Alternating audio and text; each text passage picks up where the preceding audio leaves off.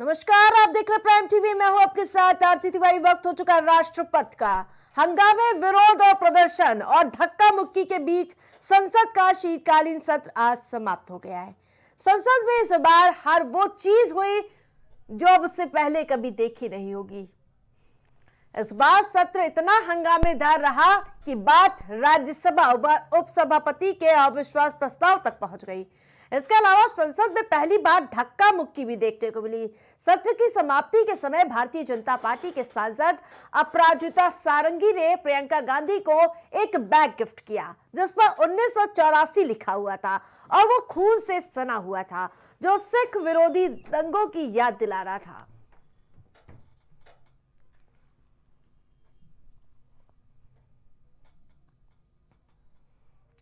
इस सत्र में आखिरकार खास क्या रहा, जानी और संबल मुद्दे से शुरुआत हुई थी इसकी। जॉर्ज सोरोस का कांग्रेस से बताया गया connection. One nation one election ना बिल हुआ पेश। धनखड़ के खिलाफ अविश्वास प्रस्ताव लाया गया।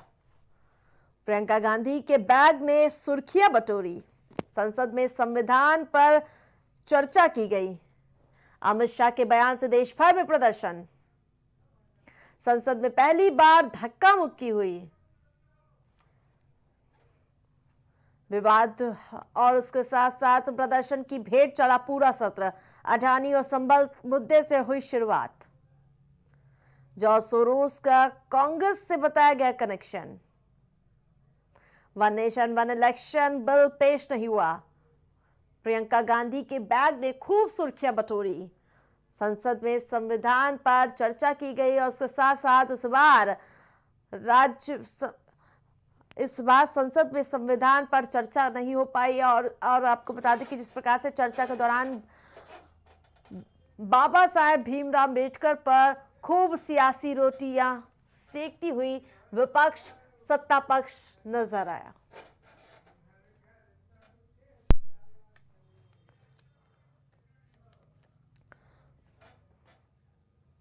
फिलहाल अडानी और सोरोस से शुरू हुई संसद का शीतकालीन सत्र अंबेडकर पर जाकर समाप्त हो गया। इस बैग पर 1984 को खून से सना दिखाया गया, जिसमें आरोप प्रत्यारोप, विरोध, प्रदर्शन और हंगामा सब कुछ देखने को मिला।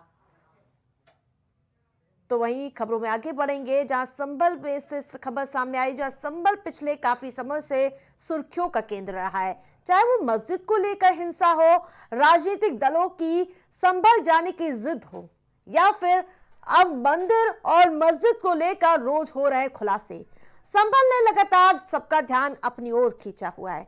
और इसी बीच एएसआई ने ऐसा खुलासा किया है जिसने सबको सकते में डाल दिया है। जी हां, जिस प्रकार से संभल में मंदिर और मूर्तियों मिलने के बाद माहौल गरमाया और उसके बाद जो एएसआई सर्वे की टीम वहां पर पहुंची, कई तरह के खुलासे तथ्य सामने आते हुए नजर आ रहे। इससे पहले मंदिर में मूर्तियां मिली थी, शिव मंदिर मिला था, हनुमान जी मिले थे, जिसकी पूजा अर्चना शुरू कर दी गई थी। वहीं आपको बता दें कि ये पूरा मामला बिजली चोरी से शुरू हुआ और उसके बाद इसमें कई तरह के सियासी रंग देखने को मिले, राजनीतिक रंग देखने को मिले और उसके साथ साथ धार्मिक रंग भी संभल से जुड़े देखने को लगातार मिलते हुए नजर आ रहे हैं। इस संभल में मंदिर और मूर्तियों मिलने के बाद से माहौल गरमाया हुआ है। यहां तक कि सियासत में भी इसका असर देखने को मिल रहा है। लेकिन इसी बीच एएसआई ने कार्तिकेय मंदिर की कार्बन डेटिंग का खुलासा करके सबको चौंका दिया। बता दें कि एएसआई की 4 सदस्य की टीम ने गुपचुप तरीके से मंदिर के कार्बन डेटिंग संपन्न कर ली है। इसके अलावा एएसआई की टीम ने संभल में 5 तीर्थ स्थलों और 19 प्राचीन कूपों का भी निरीक्षण किया है। सूत्रों के माने तो एएसआई ने इस निरीक्षण के दौरान प्रशासन से आग्रह किया था कि इसे मीडिया कवरेज से दूर रखा जाए। तो वही 4 अलग अलग तस्वीरें आपको की टीवी स्क्रीन पर है, जहां पहले मिला शिव मंदिर, फिर नया मंदिर मिला और उसके बाद खुदाई में मूर्तियां मिली और इसके साथ साथ पुलिस फोर्स भी भारी संख्या में तैनात मिली। बता दें कि इससे पहले संभल में मंदिर मिलने का खुलासा हुआ था और खुदाई के दौरान मूर्तियां भी मिली थी। इन चर्चाओं के बीच भी संभल में एक और मंदिर मिल गया। संभल का ये मुद्दा इतना गर्मा गया कि विधानसभा में भी इसको लेकर जमकर हंगामा हुआ। सीएम योगी ने संभल के ऐतिहासिक महत्व को गिनवाते हुए ये भी कहा कि भगवान कल्कि का अवतार संभल में ही होगा। दरअसल संभल पिछले काफी समय में हॉट टॉपिक बन चुका है। जब शाही जामा मस्जिद के सर्वे को लेकर संभल में हिंसा हुई थी, पहले मस्जिद को लेकर विवाद, फिर सियासी घमासान और अब मंदिर और मूर्तियों को लेकर रोज नए खुलासे हुए। ये एकमात्र संयोग है या सियासी प्रयोग, ये कह पाना मुश्किल होगा। लेकिन इन सब के बीच संभल विधानसभा से लेकर लोकसभा तक अपनी उपस्थिति दर्ज कर चुका है। 10वां अवतार संभल में ही होगा, उसी संभल में होगा। इस समय तो आज डिजिटल मीडिया का है। वहां का पठान, वहां का शेख सब कह रहे साहब हमारे पूर्वज तो हिंदू थे और आप भी, आपके पूर्वज भी हिंदू थे। क्या ये सच नहीं है? और क्या ये सच नहीं है कि देशी और विदेशी मुसलमानों की आपसी भिड़ंत है जो वर्षों की लड़ाई को लेकर के वहां चल रहा है? आप लोग सच पे पर्दा डालने का प्रयास कर रहे हैं, लेकिन एक चीज नोट करना कि सूर्य को, चांद को और सत्य को बहुत देर तक छुपा कोई नहीं सकता है और सत्य जरूर सामने आएगा। और उसी सत्य के बारे में कहा जा रहा है। नेता प्रतिपक्ष कह रहे थे कि वहां की स्थिति ऐसी है कि अगर मंदिर आ भी जाएगा, मंदिर बन जाएगा। मैं कहता हूं ये तो बाबरनामा भी कहता है कि हर मंदिर को तोड़ करके एक ढांचा खड़ा किया गया। आप तो एक श्रेष्ठ ब्राह्मण कुल में आपने जन्म लिया है। आप तो भारत के पुराणों की परंपरा पर विश्वास करते हैं। हमारा पुराण भी इस बात को कहता है कि भगवान विष्णु, श्री हरि विष्णु का 10वां अवतार संभल में ही होगा, उसी संभल में होगा।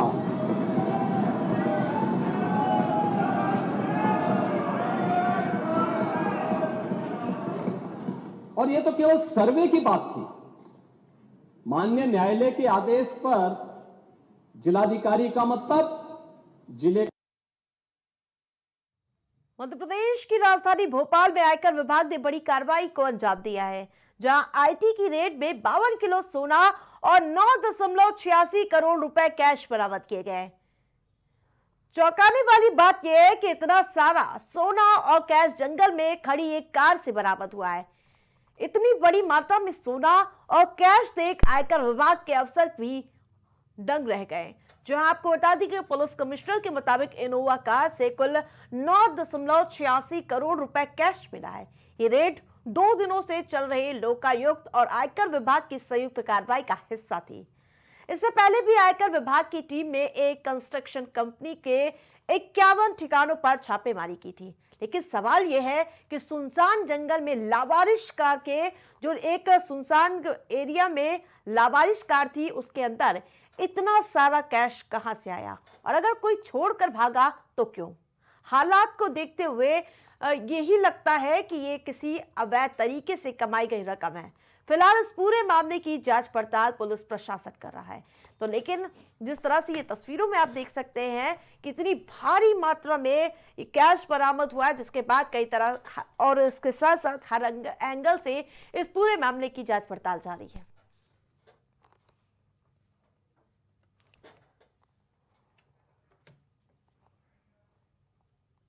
राजपथ में मेरे साथ फिलहाल इतना ही। देखते रहिए प्राइम टीवी। कुछ भाव पुष्प। आप देख रहे हैं प्राइम टीवी, सच साहस सरोकार। लालेश अस्थाना, राष्ट्रीय गोरक्षक दल, जिला महासचिव उन्नाव, यूपी। मैं तो पूरे अपने देशवासियों से कहना चाहता हूँ कि कोई भी गौवंश अगर रोड पे चुटेल है या आवारा है या कोई समस्या उसको है तो नज़दीकी गौशाला में संपर्क करें और उनकी सुरक्षा के लिए उनको गौशाला में पहुंचाने की कृपा करें। मैं तो यही चाहता हूं और सभी देशवासियों से को संदेश देना चाहता हूं कि गौ हमारी माता है।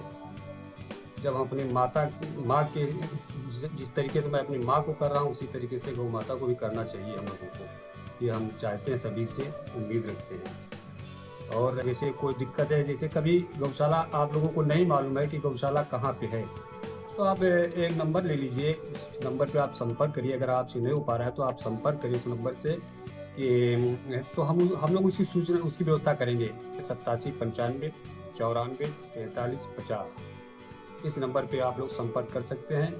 तो जो भी हम ज़्यादा से ज़्यादा हम आप लोगों की व्यवस्था, आप लोगों का सहयोग करने के लिए हर समय 24 घंटे हमारी टीम उपलब्ध रहती है।